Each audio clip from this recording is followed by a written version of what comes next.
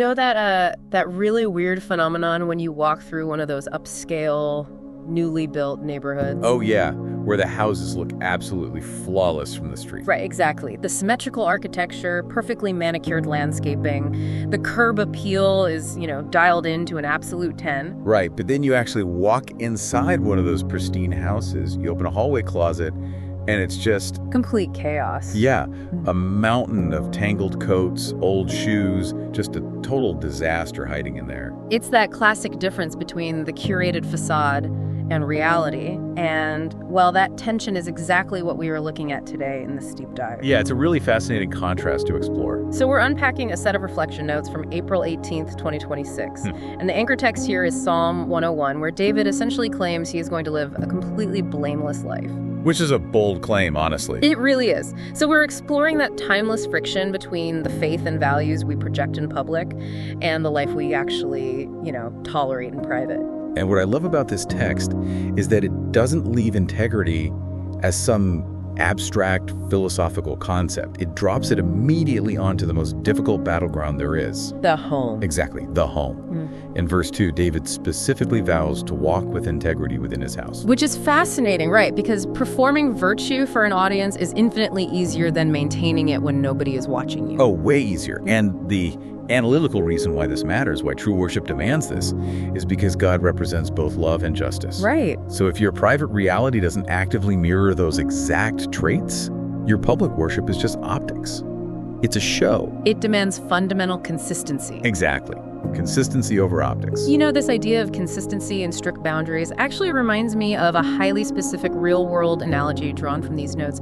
Have you ever driven in downtown Montreal? I have. It is an experience. Yeah, their traffic laws are wild, but perfectly illustrate this. So to protect pedestrians and cyclists, you can only turn right if you have a round green light.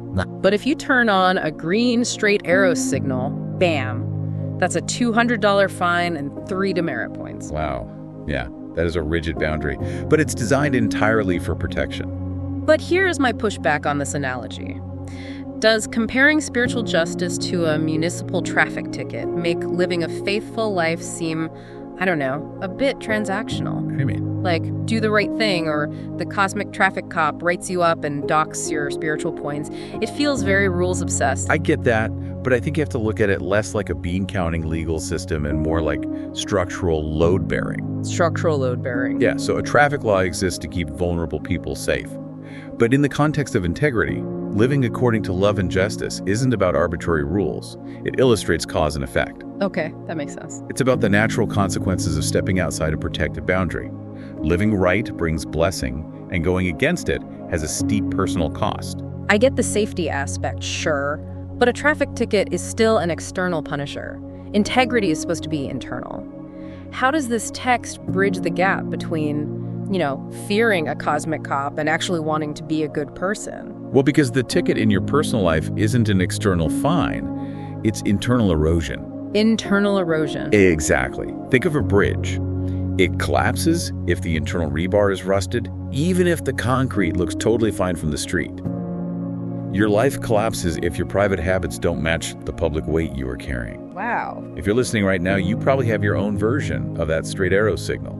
Some boundary you justify crossing in private because, no one gets hurt. Right, the victimless crime. Yeah, but you don't realize the internal toll it takes on your psychological baseline. So how do we practically protect that baseline without just relying on white-knuckled willpower, Well, looking at the text, David enforces these boundaries by aggressively curating his environment. Aggressively curating? What does he do? He refuses to set worthless things before his eyes. He cuts off secret slander. And he intentionally chooses to dwell only with the faithful in the land.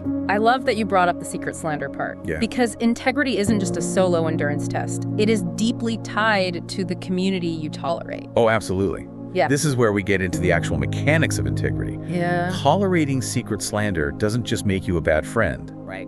It actively rewires your neurological default state. It creates this cognitive dissonance where you begin to accept a gap between your public words and your private thoughts. So by cutting it off entirely, he's protecting that inner baseline. Yes. The people you allow into your inner circle either reinforce your structural rebar or they're the rust slowly eating away at it. That is a great way to put it. Ultimately, it comes down to whether your private reality can actually sustain the public image you project. Yeah. Living out what you believe behind closed doors is the true mark of integrity. Which leaves us with a provocative thought drawn straight from this reflection to take into your week. Really look at your own life right now. Yeah, be honest with yourself. What are you currently allowing before your eyes that might be secretly weakening your heart? Are your daily habits and your closest friendships actively building your integrity, or are they slowly pulling you away from it?